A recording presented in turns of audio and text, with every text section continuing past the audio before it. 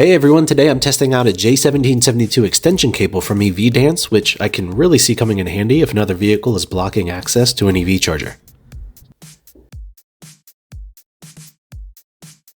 So we'll start with the unboxing here, and first let's go ahead and take a look at the outside of the box. Here we can see the specifications on the extension cable. It's rated for up to 40 amps with an IP66 rating. This one is 40 feet long, but they have additional lengths available as well. And this has 9-gauge wiring, which is about what I typically see for 40 amp EV chargers, though their lengths are usually shorter. There's a wide storage and operating temperature, which is good. Now there won't be any kind of UL or ETL certification. I've yet to see any kind of J1772 extension cable with that kind of certification, unfortunately. But let's go ahead and get it out of the packaging. It does come in a carrying case, which is nice to have. There's a little manual here. It's pretty self-explanatory on how to use it. Everything is packaged really well, just like their EV chargers, so that's good. Looking at this end here, this is where you would plug in the J1772 connector from the EV charger. And the pins look good. Everything feels good quality there. And the other side here is where we have the J1772 connector that goes into the car. And this seems very similar to their EV charger connector, which is decent quality. The latching mechanism feels fairly strong, and it does come with a dust cap, which is good. And then we have the very long cables itself, and I'll go ahead and measure them here. So I am showing about 16.5 millimeters, which is actually on the thinner side compared to regular EV charging cables, so it'll be interesting to see how that handles heat generated from charging. Now let's go test it out. So I'm testing it with a 40 amp EVDance Level 2 EV charger, and I'll go ahead and connect them here.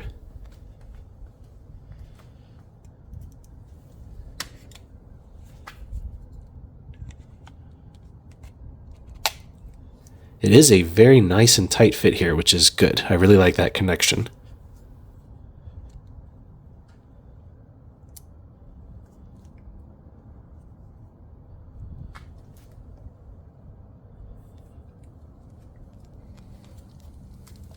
And I guess I'll just sit that on the ground.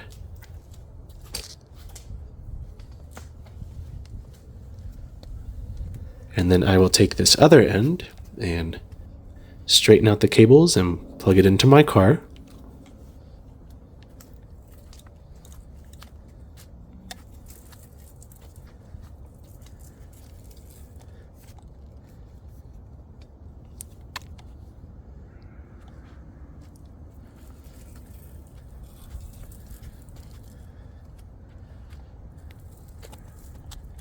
About 50 feet or so away from the EV charger.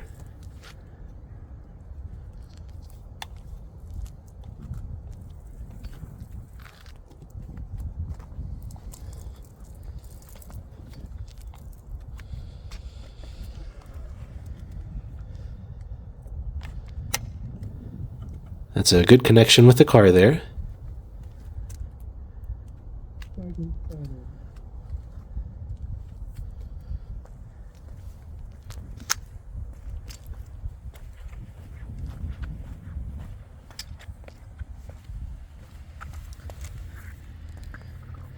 And there's still room to spare, so I can definitely, like I said, see this coming in handy if somebody's blocking the EV charger and you need some extra cable. And you can see on the EV charger, it is charging at 9.5 kilowatts.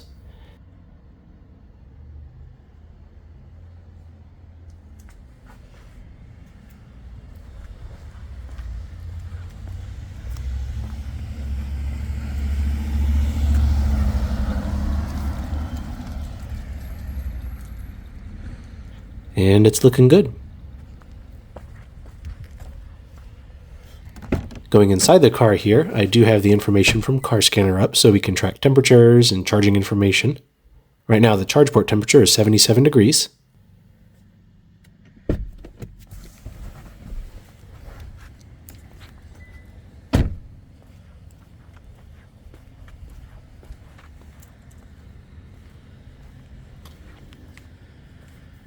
And I'll go ahead and take my temperature gun and measure the temperatures of the cables.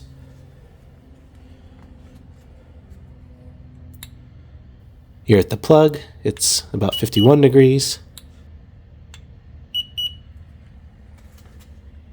The cable right before the EV charger is at 59 degrees. Right after the EV charger is at 55 degrees. Now right before the connection point, we're at about 53 degrees, and about the same right afterwards.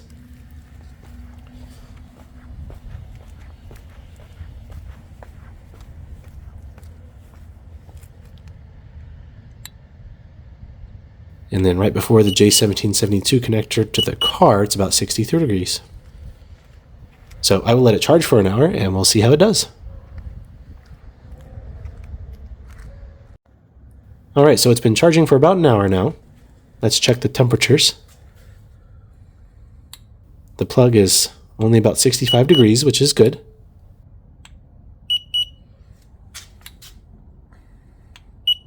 The cable going into the charger is about 80 degrees, so a little bit warmer, but not hot by any means. And coming out of the charger, it's about 86 degrees. The charger itself is showing 123 degrees, which is about what I'd expect at 40 amps.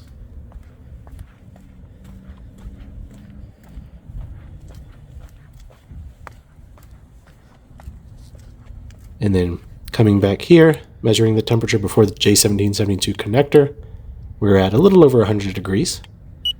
Now let's go ahead and check car scanner.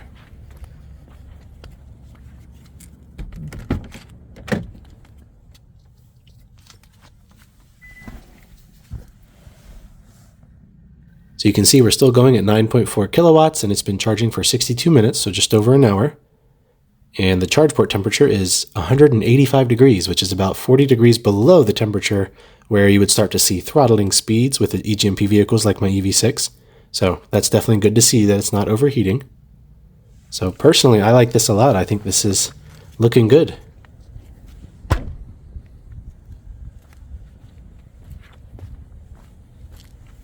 I'll measure these temperatures here where the connection points are. And these are still about 50 degrees or so.